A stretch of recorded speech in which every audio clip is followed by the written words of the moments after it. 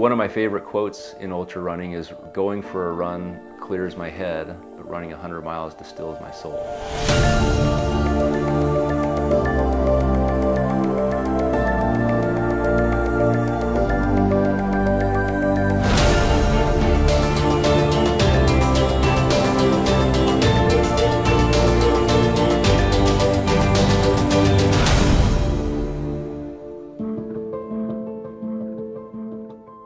My name's Erik Storheim. I'm from Holiday, Utah. It's hard to find a place where within 10 minutes, I can be in the mountains.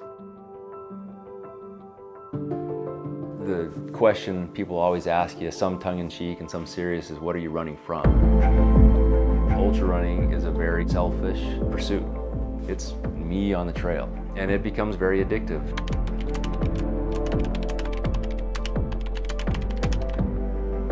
One of my favorite quotes in ultra running is, "Going for a run clears my head, but running 100 miles distills my soul." But it's so true, because you get to that point where it's like 2 a.m. and you haven't eaten anything because your stomach's a mess, and you just want to sleep, and you're just like in this dark cave, the pain cave, whatever you want to call it. At some level, that it's going to get better, but you can't imagine how it's going to happen. And so it's the ability to just dig deep within and know if you just keep putting one foot in front of another, you're going to come out of it. I started running because I had to, and I found out quickly that you have to run a lot in rugby. And then it actually started to feel kind of good. So then I would go for a run just because I wanted to. And then after high school, a friend of mine said, "Hey, I'm running the Deseret News Marathon. Just come and run like the first 10 or 12 miles with me and keep me company." I said, "Sure." The longest run I'd been on was 10 miles. I went and ran the marathon with him and actually finished. What I thought and what my wife really hoped was a one and done turned into a fairly strong obsession and passion up until now. I finished the Wasatch 100 6 times. I've run the Bear 100 a couple times, tons of 50 milers, 50Ks, 100Ks, marathons, just stuff like that.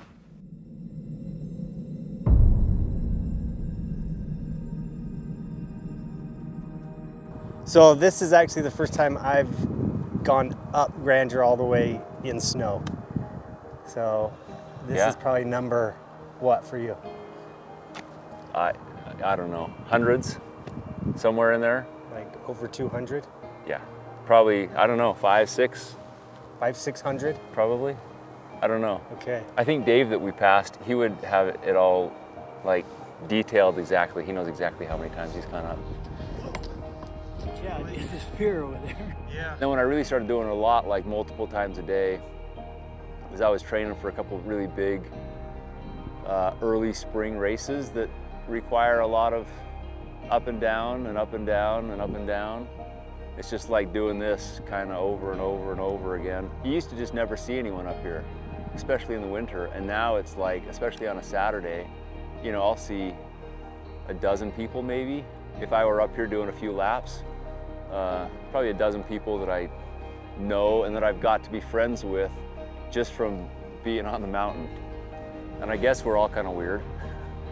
It's good. But it's a fun group of people, and you kind of have this instant little click with them a lot of the time. I met Erik about maybe 11 years ago or so, kind of working on, training and that type of thing, and then started to see him on a bunch of races and slowly developed kind of a cool friendship with him.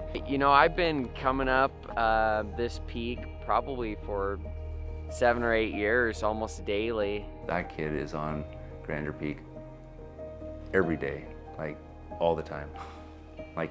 He could do it blindfolded. It's been fun because, you get about an hour and a half of conversation together. You get to know each other, and it's kind of a neat gathering spot, to be honest with you, for a lot of the runners in the area.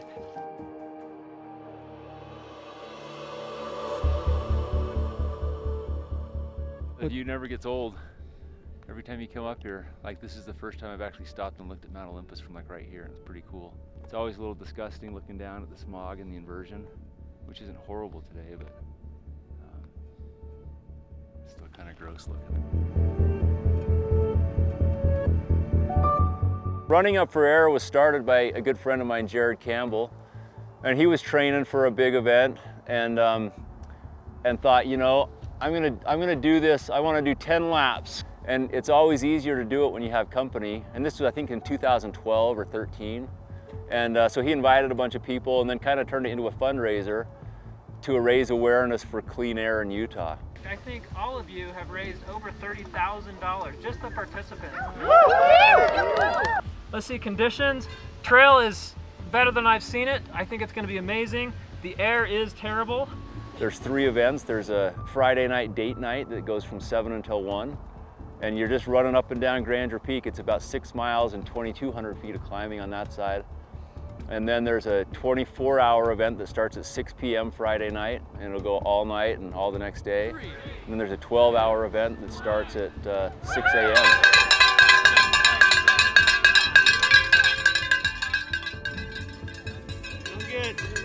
Yeah. People always want to go up Olympus. Olympus is no fun. I like Lake Blanche. Bell's Canyon is no fun. But this one, I'll do this every day. Really? Yeah, I don't get sick of it. The first mile, you're like along a river. Oh, It's really pretty. And then you're on the face for like a mile, and then you're on a ridge for the last mile. So it's kind of broken up, and then you just kind of get a different experience, and it's fun. I'm gonna try for just twice tonight. I know that doesn't sound too exciting, but if I can get 2 in, I'll be stoked. I will exceed my expectations with 2. 2's a lot. 2's legit. Like, no joke, 2 times on this mountain is legit. That's 12 miles. I always loved being out in the mountains. There was always something kind of neat about it. And so when I figured out that there was actually a sport where you could run, you know, and be in the mountains at the same time, it was kind of like my heart had kind of found something that I could do my whole life, I hope. But I think suffering, becoming uncomfortable, is crucial to allowing us to be better humans. Maybe I just take it to a little different level.